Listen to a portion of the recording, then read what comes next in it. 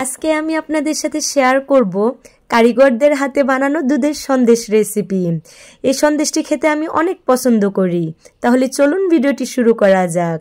Hello everyone, আসসালামু আলাইকুম। কেমন আছেন সবাই? আশা করি আপনারা সবাই অনেক বেশি ভালো আছেন। তো যেহেতু দুধের সন্দেশ বানানো হবে, সেজন্য একটা বড় কড়াইতে দুধটাকে ভালো করে জাল করে তার মধ্যে চিনি অ্যাড করেছেন।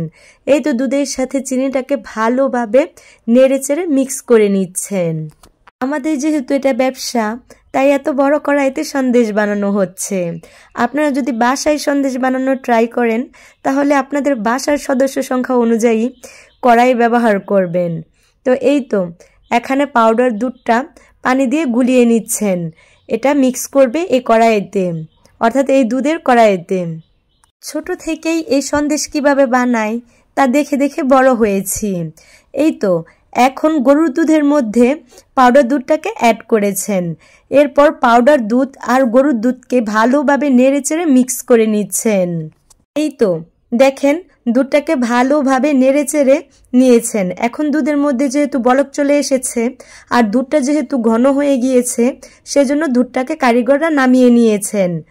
এখন কারিগর লাঠি, অর্থাৎ আমাদের গ্রামের ভাষায় এই লাঠিকে বলে তাওড়া। তো এই তাওড়া দিয়ে দুধের মিশ্রণটাকে নেড়েচেড়ে নিচ্ছেন যতক্ষণ পর্যন্ত না এই দুধের মিশ্রণটি সন্দেশ বানানোর উপযোগী হচ্ছে। এই তো কারিগররা সন্দেশ বানাচ্ছেন। এই সন্দেশটির নাম হচ্ছে খিলকলি। এটা বানানো অনেক সহজ।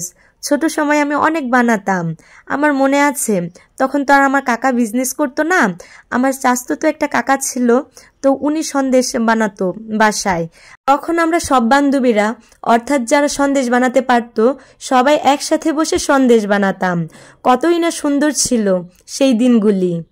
যাই হোক, কারিগররা সন্দেশ বানিয়ে নিয়েছেন। এখন এক এক করে ট্রেতে সাজিয়ে নিচ্ছেন। ফাইনালি খিলকলি সন্দেশ বানানো শেষ, ট্রেতে সাজানোও শেষ। ট্রেতে সাজানোর পর দেখেন সন্দেশটাকে কতটা লোভনীয় দেখাচ্ছে। এই দুধের সন্দেশ খেতে আমি অনেক পছন্দ করি। এই তো খিলকলি সন্দেশ বানানোর পর এখন প্যাড়া বানিয়ে নিচ্ছেন কারিগররা।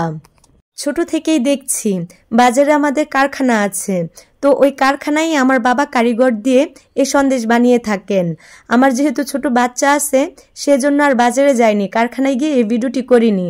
আর যেহেতু আমার কাকা বাসায় কারিগর দিয়ে সন্দেশ বানান, সেজন্য ভাবলাম যেহেতু এত কাছে আছে, তো আপনাদের সাথে এই ভিডিওটি শেয়ার করি যে সন্দেশ কিভাবে বানাই। তো আজকে এই পর্যন্তই। ভিডিওটি ভালো লাগলে লাইক, কমেন্ট, শেয়ার করে দিবেন। আর আমার ভিডিওটি প্রথম দেখে থাকলে লাইক, ফলো বা সাবস্ক্রাইব করে পাশে থাকবেন। ভালো থাকবেন সবাই। আল্লাহ হাফেজ।